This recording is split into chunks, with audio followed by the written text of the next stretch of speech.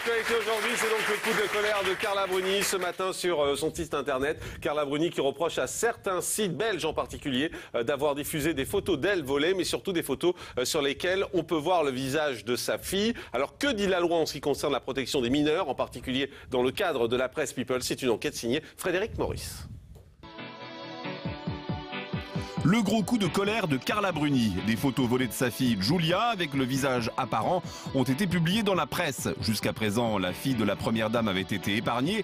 Un tabou a-t-il été brisé? Va-t-on voir ce phénomène se généraliser? Que dit précisément le droit français sur le droit à l'image des enfants? Et que pensaient les parents qui font de l'image de leur progéniture un outil de communication? C'est la série de photos qui a fait bondir Carla Bruni. Si à la une de Paris Match, on a pris soin de flouter le visage de la petite Julia, en revanche, sur des sites internet belges, on n'a pas pris ce type de précaution. Une atteinte au droit à l'image qui a fait immédiatement réagir la première dame sur son site internet. Je ne peux pas accepter, je n'accepterai jamais que le droit de mes enfants à vivre libre et dans l'anonymat soit bafoué. Carla Bruni avait effectivement toujours pris soin de protéger l'image de ses enfants. On se souvient de son voyage en 2008 à Petra, en Jordanie, où son fils, assis sur les épaules du président de la République, était obligé de se masquer le visage. Cette règle de protection, elle n'y a jamais dérogé. Je ferai tout pour protéger cet enfant à venir et je le ferai avec la plus grande vigueur. Voilà, je ne montrerai jamais de photos de cet enfant, je n'exposerai jamais cet enfant.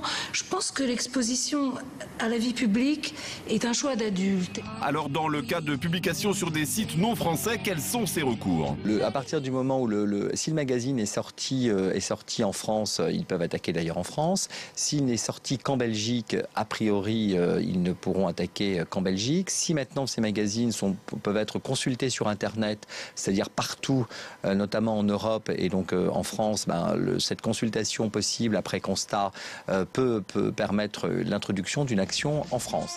Sur ces sujets, Nicolas Sarkozy est moins tatillon. Déjà dans les années 80, alors qu'il était maire de Neuilly, il posait fièrement avec l'un de ses deux fils, sa première femme et sa future épouse Cécilia, ici au bras de Jacques Martin. En 2007, cette fois, il avait carrément mis en scène son plus jeune fils pendant sa campagne. Il n'y a pas eu de volonté d'exposition et encore moins du petit garçon qui, en un clin d'œil lors d'une campagne, a joué un petit rôle, mais qui est anecdotique. Du coup, on se demande comment peut réagir un tribunal face à des parents qui réclameraient des dommages et intérêts alors qu'ils mettent eux-mêmes leur enfant en scène. Effectivement, le préjudice va se réduire comme une peau de chagrin parce qu'on va estimer que le comportement et la complaisance des parents, en l'occurrence de la maman et également à l'égard de son enfant, peut la priver à l'obtention de dommages et intérêts substantiels. Donc elle obtiendra à ce moment-là 1 euro de dommages et intérêts, pas plus. C'est vrai qu'en France, on ne plaisante pas avec le droit à l'image. D'ailleurs, les magazines People l'ont bien compris.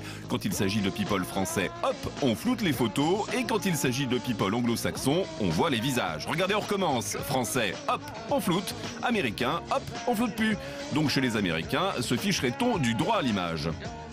Il faut pour cela, pour le coup aux États-Unis, avoir une complète discrétion sur vos progénitures. C'est-à-dire qu'il ne faut pas qu'elles aient pu être publiées avec votre accord avant. Or, on a vu très souvent, je pense à Angelina Jolie et Brad Pitt, dès que vous êtes une personne publique aux États-Unis, dans le droit anglo-saxon de façon générale, lorsque vous êtes une personne publique, cela autorise, cela légitimise le fait qu'on puisse à la fois prendre des photos de vous dans des lieux publics, les publier sans votre consentement, puisqu'on estime que ça participe de votre vie professionnelle, parfaitement consentie par vous. Et puis il y a ceux qui font absolument n'importe quoi, comme Amélie, multi-héroïne de télé-réalité. Dans une émission diffusée sur NT1, elle montrait son enfant avant même qu'il soit né. Voilà, ça c'est la dernière. Voilà. On va voir là comment il a grandi. Maintenant, on ne sait plus l'avoir en entier, parce qu'il est trop grand pour échographier. Parce qu'au début, on savait l'avoir en entier. Voilà.